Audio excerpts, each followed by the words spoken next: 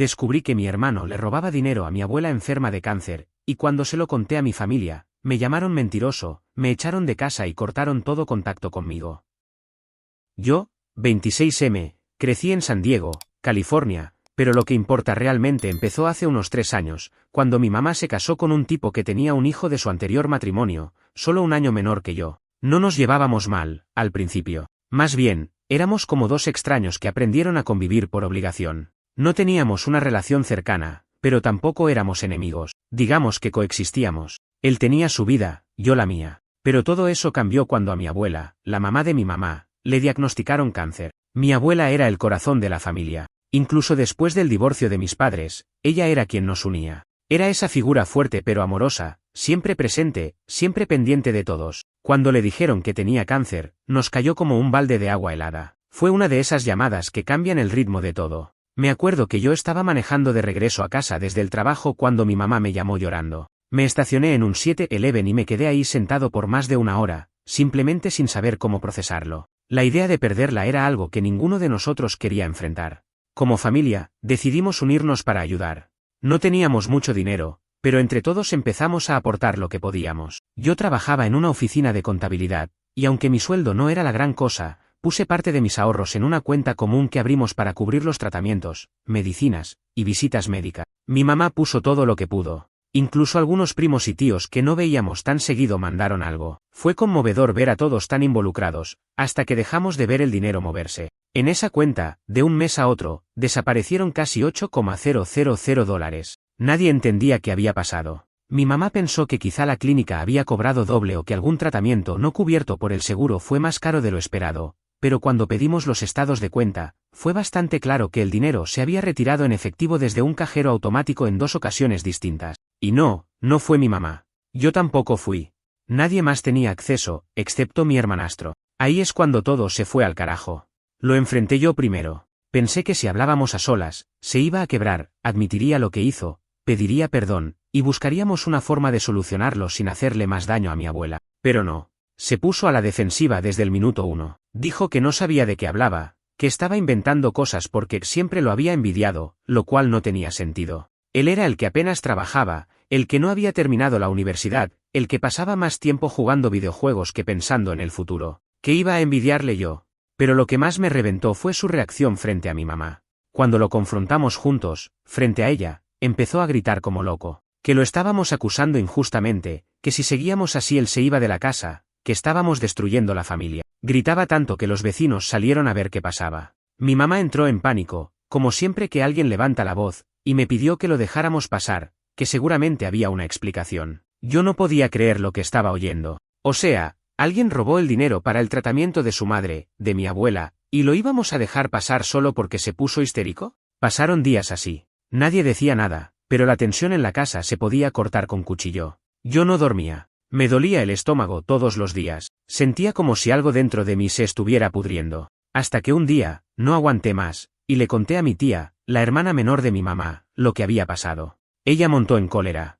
Y ahí fue donde todo explotó, porque esa misma tía, sin avisarme, fue a ver a mi abuela y le soltó toda la historia. Y claro, mi abuela se enteró. Y se vino abajo. Se puso a llorar frente a todos en la sala, diciendo que si no podían confiar en su propia familia, entonces para qué seguir con los tratamientos, que mejor la dejaran ir tranquila. Fue uno de los momentos más devastadores que he vivido. Pero lo que pasó después fue peor. Porque esa misma noche, cuando ya todos se habían ido y yo estaba en mi cuarto, él vino a buscarme. Yo estaba acostado, con los auriculares puestos, tratando de distraerme viendo cualquier porquería en YouTube que me sacara del bucle mental en el que había estado metido desde que todo explotó. De pronto escucho que alguien golpea la puerta de mi cuarto con fuerza. No un golpecito normal. Fue como si quisiera tirarla abajo. Me saqué los auriculares y pregunté qué pasaba, aunque ya sabía quién era. No dijo nada, solo abrió la puerta de golpe, sin esperar permiso, sin importarle nada. Entró con esa mirada de furia descontrolada que ya le había visto antes, pero nunca dirigida hacia mí. No tuve tiempo de decir nada. Me soltó un empujón en el pecho que me tiró al piso, directo contra la esquina de la cama. Me golpeé el costado y perdí el aire por un segundo. Él gritaba, me decía que era un maldito traidor, que lo había arruinado todo, que por mi culpa su mamá y la mía estaban a punto de echarlo de la casa, que ahora toda la familia lo veía como un ladrón. Yo apenas podía reaccionar. Era como si mi cuerpo y mi mente estuvieran fuera de sincronía. Todo lo que escuchaba era un zumbido en el oído y su voz encima, gritando cosas que no tenían ningún sentido. Luego pateó la silla de mi escritorio con tanta fuerza que voló contra la pared y rompió una de las patas. Me puse de pie como pude y le grité que se calmara, que si se atrevía a ponerme una mano encima otra vez lo iba a denunciar. Y ahí fue cuando todo se puso peor. Me encaró, cara a cara, y me dijo con una calma espeluznante: ¿tú crees que alguien te va a creer a ti, después de cómo gritaste esa noche, después de cómo hablaste con mamá y la abuela? Tú ya quedaste como el conflictivo. Nadie va a creer que yo te ataqué primero. Esa frase se me quedó grabada como una condena, porque lo peor es que no estaba completamente equivocado. Yo sí había perdido la paciencia en varias ocasiones, yo sí había levantado la voz. Y en una familia como la nuestra, donde las apariencias pesan más que los hechos, eso bastaba para ensuciar mi imagen. Intenté pasar por su lado para salir del cuarto, pero volvió a empujarme, esta vez más fuerte. Me estampé contra la pared, y ahí sí, le lancé un puñetazo. Fue instinto puro. Le di en la mandíbula, pero él ni se inmutó. Me agarró del cuello de la camiseta y me levantó como si yo fuera un muñeco. Fue entonces que mi mamá apareció en la puerta y gritó su nombre, esa vez con el tono que nunca usa. Esa vez sí sonó como una madre a punto de perderlo todo. Él me soltó de golpe y me dijo que esta era mi última advertencia. Luego salió del cuarto como si nada hubiera pasado. Yo me quedé sentado en el suelo, jadeando, sintiendo que me temblaban las piernas, los brazos, todo. Mi mamá no dijo nada, ni se acercó. Solo cerró la puerta detrás de él, como si tapar la escena fuera suficiente para borrar lo que acababa de pasar. Dormí con la puerta trabada esa noche. De hecho, no dormí. Solo me quedé ahí, en la oscuridad, repasando todo una y otra vez. A las 5 de la mañana, agarré mis cosas, las que pude meter en una maleta, y me fui. Me largué sin decirle a nadie. Tomé un Uber hasta la casa de un amigo de la universidad en Chula Vista. Le escribí un mensaje mientras iba en el auto, rogándole que me dejara quedarme unos días. Lo bueno es que siempre había sido como un hermano para mí. Me respondió de inmediato que sí, que me quedara el tiempo que necesitara. Durante esa primera semana fuera, nadie me escribió. Nadie. Ni mi mamá. Ni siquiera mi abuela. Sentí una mezcla de alivio y vacío imposible de describir. Por un lado, estaba a salvo, lejos de esa casa y ese ambiente podrido. Por otro, no podía dejar de pensar en cómo se habían volteado las cosas. Yo, que había intentado hacer lo correcto, había terminado siendo el exiliado. Y entonces llegó el mensaje. Fue de mi abuela. Me dijo que necesitaba verme, que había hablado con mi mamá, que algo no cuadraba. Acordamos vernos en su casa el sábado siguiente, cuando supuestamente mi hermanastro estaría fuera. Llegué como con media hora de anticipación, y cuando me abrió la puerta, noté algo raro en su cara. No era solo tristeza, era como si de pronto hubiera envejecido 10 años. Me abrazó largo, fuerte, como si no quisiera soltarme. Y en ese momento supe que algo grave había pasado. Nos sentamos en la sala, y después de un largo silencio, me dijo que mi mamá había encontrado algo en la computadora de mi hermanastro. Unos movimientos bancarios, capturas de una cuenta de apuestas online, conversaciones de WhatsApp donde hablaba con alguien sobre cómo había resuelto su problema de dinero con una jugada familiar.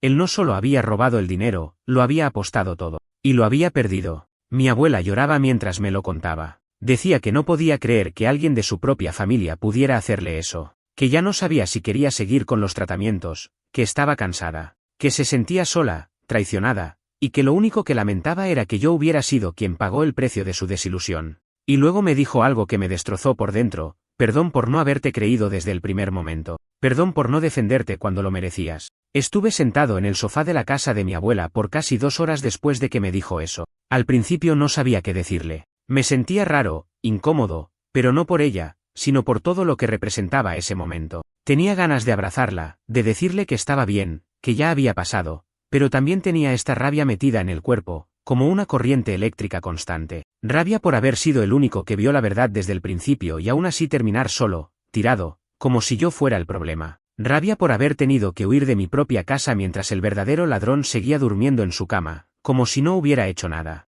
Y rabia, sobre todo, porque en el fondo sabía que, si no hubieran encontrado esas pruebas, probablemente nadie me habría creído nunca. Mi abuela me tomó la mano y me preguntó si estaba bien. Fue la primera vez en años que alguien me preguntó eso sin segundas intenciones. Le dije que no estaba bien, pero que iba a estarlo. Le prometí que iba a ayudarla a pasar por todo esto, sin importar cómo. Ella asintió, me apretó los dedos con una fuerza sorprendente, y me pidió que hablara con mi mamá. Que ella ya le había dicho todo y que mi mamá estaba hecha mierda por dentro, pero no sabía cómo arreglarlo. No me daban ganas. No voy a mentir. Me costaba pensar en mi mamá sin sentir una mezcla de desprecio y tristeza. Había sido cómplice del desastre, aunque fuera por omisión. Me echó. No me creyó. Me dejó solo. Pero igual fui. No por ella. Por mi abuela. La casa seguía igual que cuando me fui. El mismo olor a productos de limpieza baratos y café recalentado. El mismo pasillo largo con las fotos de la familia enmarcadas, algunas tan viejas que el vidrio estaba empañado por dentro. Cuando entré, mi mamá estaba sentada en la mesa del comedor, con una taza entre las manos. No me miró de inmediato, solo se quedó ahí, con los ojos hinchados y la cara pálida, como si no hubiera dormido en semanas. Lo primero que me dijo fue perdón, pero sonó tan débil, tan hueco, que por poco le digo que se lo guardara. Pero no lo hice. Nos quedamos en silencio como 5 minutos, yo parado en la puerta, ella sin levantar la mirada. Al final me senté enfrente de ella y le pedí que hablara, que me explicara lo que había pasado desde que me fui. Y fue ahí cuando entendí que todo era todavía más jodido de lo que pensaba. Resulta que después de mi pelea con él, mi mamá empezó a notar cambios raros. Primero fue su comportamiento. Se encerraba en su cuarto, evitaba las comidas familiares, y se la pasaba hablando por teléfono o escribiendo mensajes en cuanto alguien se le acercaba. Decía que estaba buscando trabajo, pero no entregaba currículum. Luego desaparecían cosas de la casa, unos pendientes viejos de oro, el reloj que mi abuela le había regalado en su cumpleaños 50, incluso algo de efectivo que ella guardaba en un cajón para emergencia. Pero cada vez que le preguntaba, él tenía una explicación lista, que los pendientes se habían perdido en la lavandería, que el reloj lo había llevado a arreglar, que el dinero lo había usado para comprar algo urgente para la casa. Siempre tenía una excusa. Siempre se mostraba ofendido cuando se le cuestionaba. Lo que terminó por abrirle los ojos fue cuando recibió un correo del banco sobre una transferencia que ella no había autorizado. Al revisar el estado de cuenta, se dio cuenta de que había movimientos sospechosos conectados a una cuenta de apuestas. No sabía a quién pertenecía, pero algo dentro de ella ya lo intuía. Fue entonces que revisó la computadora familiar y encontró el historial de navegación, las capturas de pantalla que él mismo había guardado, como un idiota, e incluso mensajes en un foro donde hablaba de haber ganado una pequeña fortuna gracias a un golpe de suerte con el dinero de la vieja. Sí, así lo puso. ¿La vieja? Refiriéndose a su propia abuela política. Mi mamá dijo que vomitó cuando lo leyó. Literalmente, que corrió al baño y estuvo ahí 1 hora, llorando, sintiéndose una estúpida, una madre inútil, una cómplice indirecta. Lo enfrentó ese mismo día, y él negó todo, incluso con las pruebas delante. Dijo que le habían hackeado la cuenta, que eso no probaba nada, que era todo un malentendido. Pero esta vez, mi mamá no tragó. Llamó a la policía. Lo denunció. Sí. A su propio hijastro. Le pidió que se fuera de la casa inmediatamente, y él se fue gritando que era una maldita traidora, que se iba a arrepentir, que estaba matando a su propio hijo. Luego, al parecer, se fue a casa de su padre biológico, que vive en algún lugar de Arizona, aunque nadie sabe exactamente dónde. Hasta el día de hoy no ha vuelto a dar señales de vida. Mi mamá me miró a los ojos y me dijo, entre lágrimas, que entendía si yo nunca quería perdonarla. Que no iba a intentar justificar nada. Que me había fallado en el peor momento posible. Que había elegido confiar en alguien que apenas conocía por encima de su propio hijo, y que eso no tenía perdón. Me pidió solo una cosa, que la dejara intentar enmendarlo. Que la dejara estar presente de alguna forma, aunque fuera desde lejos. Yo no supe qué responderle. No soy de esos que creen en eso de la sangre lo es todo. Para mí, la lealtad se gana. Y ella, en ese momento, la había perdido toda. Pero también vi a una mujer rota frente a mí, no a la madre fuerte que siempre quiso parecer. Una mujer que cargaba con culpa, que sabía que se había equivocado y que probablemente iba a vivir con ese peso el resto de su vida. Le dije que no sabía si la iba a perdonar algún día, que eso no se decidía de un día para otro, que yo también estaba roto, que tenía que sanar. Después de salir de esa casa, caminé como 1 hora sin rumbo, ni siquiera tomé el carro. Solo quería despejarme, poner algo de distancia, mover las piernas aunque fuera sin dirección. Esa mezcla de emociones que sentía era tan jodida que no sabía ni cómo empezar a digerirla. Tenía la cabeza llena de imágenes de mi infancia, de los domingos en la casa de mi abuela, de los cumpleaños en la cochera, del olor a pan tostado con mantequilla que salía de la cocina en las mañanas. Todo eso se sentía como una vida pasada. Un universo paralelo. Y lo más irónico es que todo eso fue destruido no por un extraño, sino por alguien que se supone que era parte de la familia. Cuando llegué de nuevo a la casa de mi amigo, me tiré en el colchón inflable que me habían puesto en su sala y me quedé mirando el techo como 1 hora más. Estaba cansado, pero no podía dormir. Las palabras de mi mamá seguían rebotando en mi cabeza: te fallé. No espero que me perdones, solo quiero enmendarlo. Me dolía, porque yo quería odiarla. De verdad. Quería tener un blanco fácil donde apuntar toda la frustración y rabia, pero verla tan destruida me descolocó. Me quitó el discurso que ya tenía armado. Me sacó la estructura de resentimiento que venía construyendo durante meses. Durante las siguientes semanas, traté de seguir con mi vida. Volví al trabajo. Mantuve la cabeza ocupada. Pero el tema estaba lejos de estar resuelto. Un par de primos empezaron a escribirme por WhatsApp para pedirme que reconsiderara darle una oportunidad a mi mamá. Uno incluso me dijo que ya bastante tenía ella con lo que pasó, que estaba sufriendo más que todos nosotros juntos. Esa frase me dio ganas de romper el teléfono contra la pared. ¿Cómo alguien puede medir el sufrimiento de otro desde afuera? ¿Cómo alguien puede minimizar lo que me pasó? Me echaron de mi casa. Me dijeron mentiroso. Me dejaron solo. ¿Y ahora yo tenía que ser el maduro? ¿El que entendía? ¿El que perdonaba? Por un tiempo dejé de responderle a toda mi familia, incluso a los que no tenían nada que ver. Me alejé de todos. Solo me quedaban mi amigo, su novia, que también vivía ahí, y algunos colegas del trabajo. Y en medio de todo eso, mi abuela. Ella seguía yendo a las quimioterapias, aunque cada vez más cansada, más delgada. Seguía insistiendo en pagar ella misma los costos, aunque yo sabía que se estaba endeudando. Un día le ofrecí transferirle el dinero que tenía ahorrado, que tampoco era tanto, pero al menos algo, y me dijo que no quería que yo volviera a sacrificar mi tranquilidad por culpa de alguien más, que ya había sufrido suficiente, pero aceptó que la acompañara al hospital. Cada cita, cada revisión. Ahí estuve. Y creo que eso fue lo único que me mantuvo medianamente cuerdo, sentir que al menos podía estar ahí por ella. Entonces un día, en medio de una de esas visitas al hospital, mientras esperábamos que la llamaran, me soltó que había contratado a un abogado. ¿Para qué? Le pregunté. Y ahí me lo dijo, iba a iniciar un proceso legal para recuperar el dinero robado. No solo desde el punto de vista penal, sino también civil. Quería que él pagara. Literalmente, que no solo enfrentara las consecuencias de sus actos, sino que también devolviera hasta el último centavo. Yo me quedé en shock. Mi abuela siempre había sido de las que decía que los problemas familiares se resolvían en casa. Que no se lavaba la ropa sucia afuera. Pero algo en ella había cambiado. Ya no era solo el cáncer, era la traición. El hecho de haber confiado en alguien y que esa persona se burlara de ella en su cara. Me dijo que ya no le quedaban tantos años y que no iba a pasar sus últimos días haciendo como que no había pasado nada. La gente tiene que rendir cuentas, mijo. Especialmente en esta familia, donde por años se ha perdonado todo por miedo al que dirán. Yo no sabía qué pensar. Parte de mí quería que él pagara. Otra parte, más agotada, más quemada, solo quería que desapareciera para siempre. Pero lo que me dijo después fue lo que me partió. No quiero que esto quede como que fuiste tú el problema. Porque así se está contando en algunas partes de la familia. Que tú exageraste, que arruinaste la armonía. No voy a dejar que eso pase. No mientras tenga voz. Y cumplió. Días después, mi abuela le pidió a todos los familiares cercanos que se reunieran en su casa un domingo por la tarde. Yo no iba a ir. No tenía ganas de estar rodeado de gente que me miraba como si yo hubiera causado el drama. Pero ella insistió. Me pidió que fuera. Que necesitaba que estuviera ahí. Que tenía algo que decirle a todos. Y así fue. Ese día, se sentó frente a todos con una carpeta de documentos en la mano. Pruebas. Estados de cuenta. Capturas de las conversaciones. Imágenes de los retiros en cajeros, con fechas, lugares. Todo.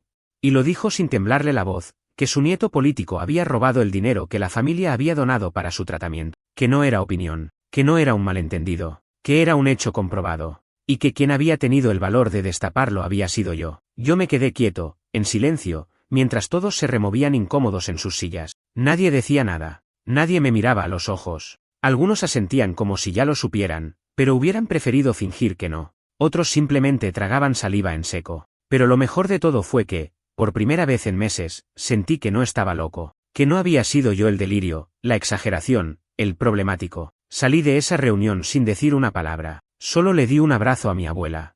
Uno largo. Y ella me susurró al oído, ahora pueden decir lo que quieran. Después de esa reunión en casa de mi abuela, me fui con una sensación rara, como si el cuerpo estuviera más liviano, pero la cabeza igual de cargada. Fue un alivio, sí.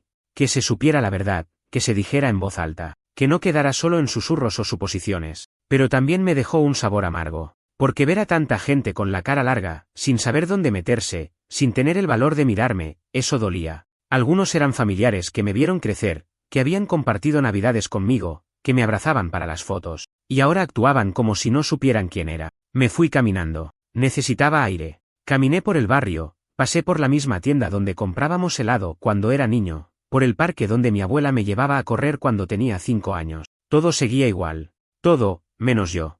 Sentía que estaba en otro cuerpo, en otro universo. Esa noche no dormí en casa de mi amiga. Me fui a un motel barato cerca del downtown, uno de esos que anuncian habitaciones por noche en neones rojos. No porque necesitara estar ahí, sino porque sentía que necesitaba estar solo, en un lugar donde nadie me conociera, donde nadie esperara nada de mí. Compré una pizza mediana y una botella de Pepsi en una gasolinera y me encerré. Puse el teléfono en modo avión. Me tiré en la cama con la ropa puesta. No vi televisión. No escuché música. Solo estuve ahí, existiendo, pensando, recordando. Y lloré. Por primera vez en mucho tiempo. Lloré como no lo hacía desde que era adolescente. No solo por lo que pasó. Lloré por mí. Por lo que me habían hecho. Por todo lo que tragué en silencio. Por todas las veces que quise gritar y no pude. Por todo lo que aguanté creyendo que era lo correcto. Por haber sido expulsado de mi propia casa como si fuera un delincuente. Por haber sido tachado de exagerado, de resentido, de inestable emocionalmente, como me dijo una tía hace unos meses. Lloré por todo eso. A la mañana siguiente, me sentí drenado, pero distinto. Como si hubiera cruzado un umbral. Como si ya no necesitara que nadie me validara. Lo que pasó, pasó. Lo que hicieron, lo hicieron. No iba a vivir esperando una disculpa de todos, pero sí iba a empezar a reconstruirme sin ellos. A los pocos días, recibí un correo del abogado de mi abuela. Me avisaba que ella me había puesto como responsable de administrar lo que quedara del fondo familiar. Sí, ese mismo fondo que él vació. Me pedían que, si estaba dispuesto, me hiciera cargo de asegurarme que los aportes restantes fueran bien usados, que se pagaran los gastos médicos necesarios, que todo estuviera en orden. Mi primera reacción fue decir que no quería seguir metido en el drama, que ya había hecho bastante, pero luego lo pensé bien. Esta vez no se trataba de drama, se trataba de justicia, de poner las cosas en su sitio, así que acepté. Comencé a ayudar al abogado a reconstruir los movimientos de la cuenta, a establecer un presupuesto con los tratamientos futuros, y hasta contacté a una asociación local de ayuda a pacientes oncológicos para ver si podíamos acceder a algún tipo de apoyo económico. Todo eso me ayudó a canalizar la rabia, a convertir el caos en acción. Mi abuela se veía más tranquila también, como si, aunque su cuerpo estuviera debilitado, su espíritu hubiera encontrado un tipo raro de paz. Durante esas semanas, mi mamá volvió a escribirme varias veces. Mensajes largos, a veces llenos de culpa, otras intentando sonar maternal, incluso preguntándome si necesitaba dinero o si estaba comiendo bien. No respondía casi ninguno. No porque quisiera castigarla, sino porque no estaba listo. No podía hablar con ella como si nada. No podía fingir que la herida no estaba. Que no era ella quien había elegido el silencio por encima de su hijo. Hasta que un día, me escribió algo distinto. Hoy fui a la casa de tu abuela a llevarle unas cosas. Me dijo que te está cuidando más a ti que a sí misma. Que cree que si tú te quiebras, ella no aguanta. Yo sé que estoy fuera de tu vida, pero quiero decirte que, aunque no sé Note, te pienso todos los días. Y que si pudiera rebobinar todo lo que pasó, lo haría. No para cambiar lo que él hizo, porque eso está fuera de mi control, sino para creerte desde el principio. Para no haberte fallado de la forma en que lo hice. Te amo. Sé que eso no basta. Pero es verdad. Leí ese mensaje 1000 veces. Lo dejé sin responder otros 4 días. No porque no me afectara. Me afectó. Mucho.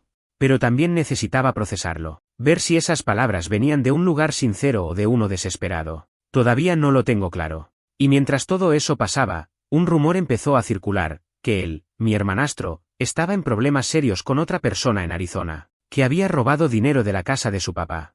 Que lo habían echado. Que estaba durmiendo en el auto de un amigo. Algunos de mis primos me lo contaron con tono de karma instantáneo, como si yo fuera a celebrar.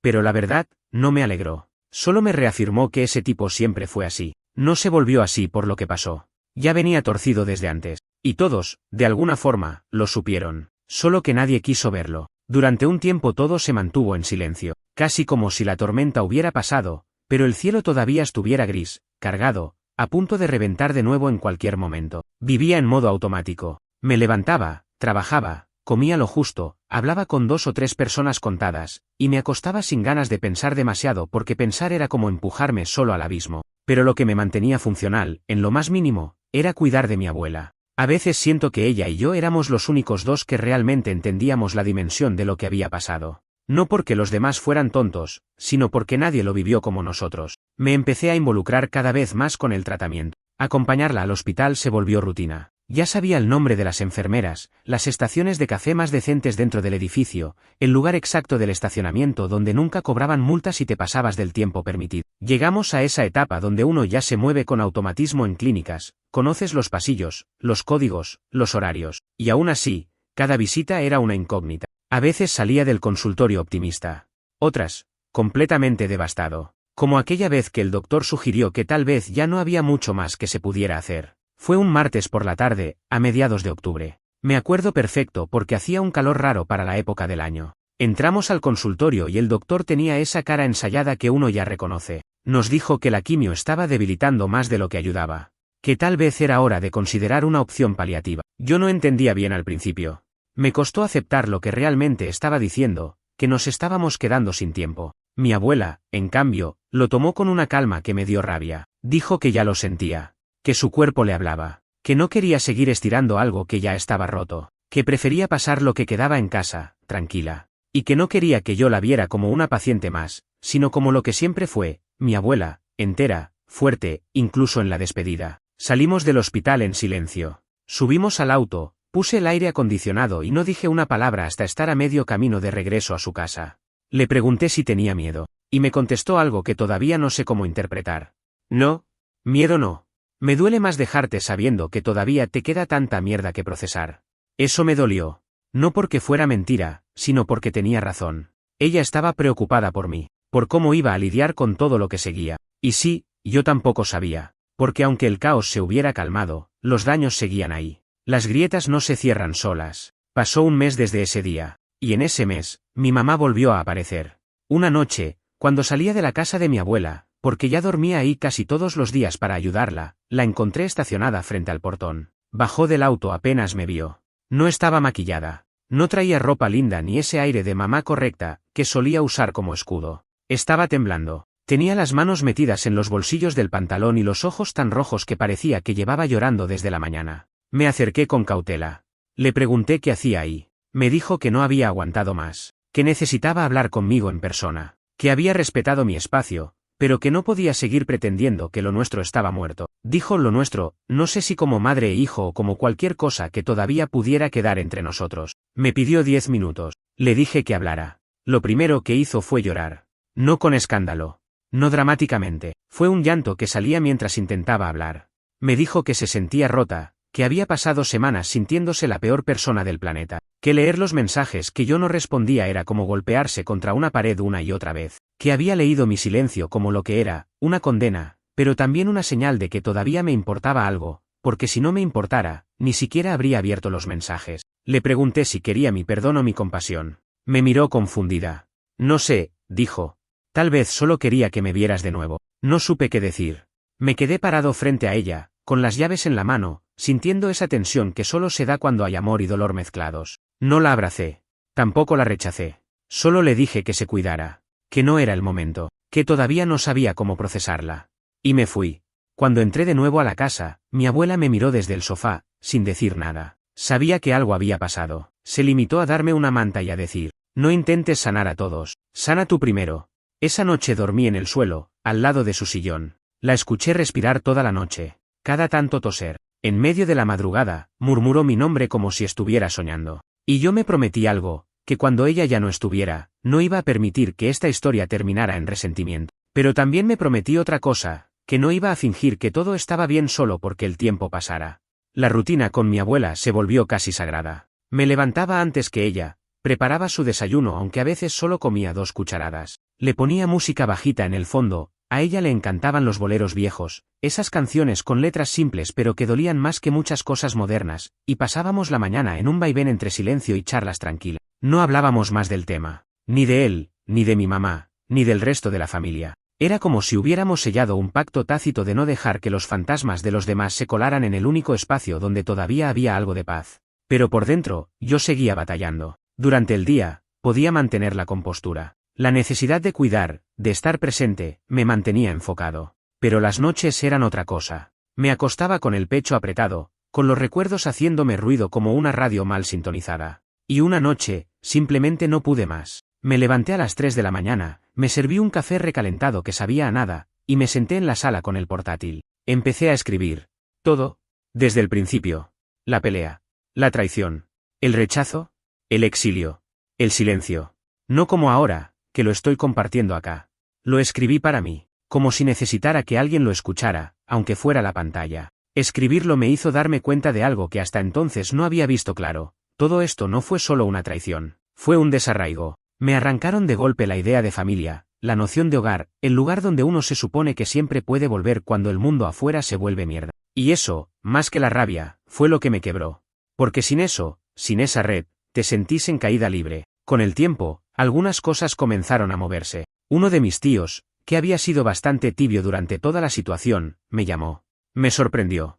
No esperaba nada. Me dijo que había estado pensando mucho, que se había tomado el tiempo de hablar con mi abuela, y que ahora entendía, que me creyó desde siempre, pero que no supo cómo manejarlo, que le dio miedo enfrentarse a su hermana, mi mamá, y quedar atrapado en medio del fuego cruzado, que su cobardía no era excusa, pero sí quería decírmelo de frente. No le respondí mucho, solo le dije gracias, y colgué.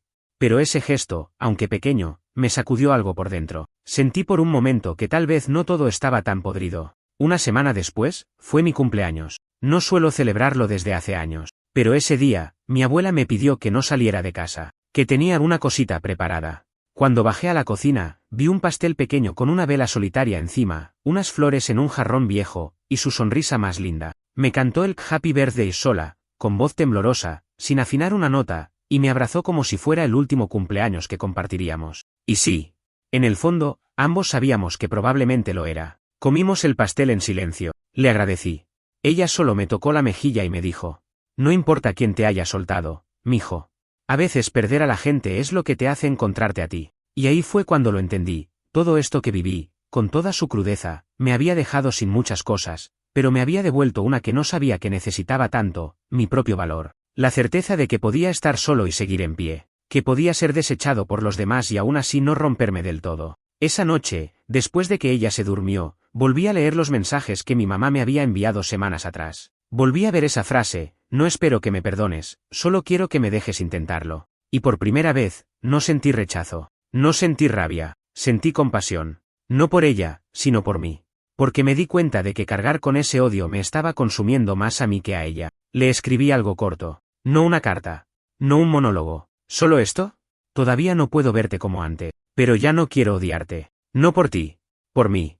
No me respondió de inmediato. Al día siguiente, cuando fui al mercado a comprarle frutas a mi abuela, encontré un sobre dentro del buzón. Sin remitente. Solo mi nombre. Era su letra. Lo abrí ahí mismo, apoyado contra la reja de la entrada. La carta no decía nada que no supiera ya. Que me amaba. Que se arrepentía. Que me echaba de menos. Pero cerraba con una línea que sí me atravesó. A veces uno se equivoca tan fuerte que no espera perdón, solo la posibilidad de volver a mirarte sin que bajes la mirada. Volví a guardar la carta en el bolsillo y no se la mostré a nadie. Mi abuela murió una mañana de enero. No fue repentino, no fue sorpresivo, pero igual dolió como si me hubieran arrancado el corazón sin anestesia. Yo estaba ahí. Le estaba leyendo una historia, una de esas que solía contarme ella cuando era niño, y en un momento dejó de respirar. No hubo gritos, no hubo pánico, solo un silencio brutal, una pausa que lo engulló todo. Le tomé la mano y supe que ya no estaba. Su cuerpo todavía estaba tibio, pero ella ya se había ido. Llamé al hospital, hice las llamadas que había que hacer. Me moví en piloto automático, como si llevara semanas ensayando ese día. La funeral fue simple, como ella quería. Nada de flores costosas ni discursos exagerados. Solo la familia más cercana, algunos por convicción, otros por compromiso. Mi mamá fue. Llegó con los ojos apagados, con la espalda encorvada, como si supiera que no tenía derecho a hablar. Se sentó al fondo, no me dijo nada, no intentó abrazarme. Y eso se lo agradecí. Porque ese día no era sobre nosotros. Era sobre ella. Mi abuela. La única persona que no me soltó cuando todo el mundo lo hizo. Después del entierro, mucha gente vino a darme el pésame. Algunos eran familiares que no veía desde la reunión donde mi abuela los enfrentó.